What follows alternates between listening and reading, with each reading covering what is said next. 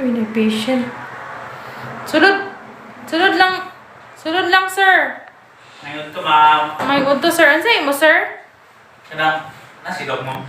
Hala, wala ra ba si Doc karon, sir? Ano di siya, ma'am? Kuan, sir. Off niya karon kay Sunday man karon, sir. Dili ka doktor, ma'am?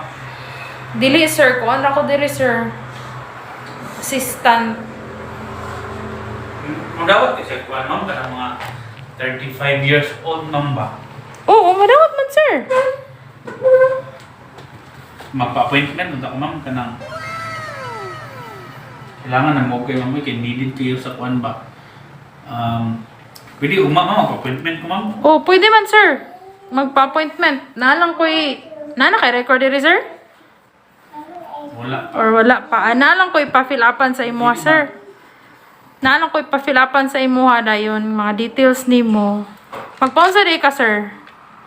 Ugma, i-appointment ka. Okay raman, sir. Napamay ko ano ugma, sir. Sa oras siya, sir, ma'am? Naana siya mga 9 a.m. Or ana, sir. Mga 9. Magpaunsa di ka, sir.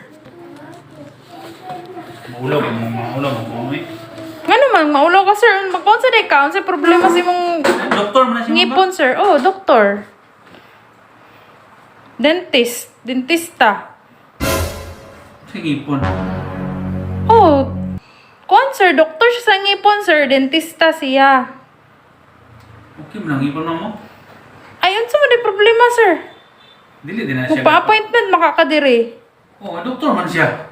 Sa mga ko, eh.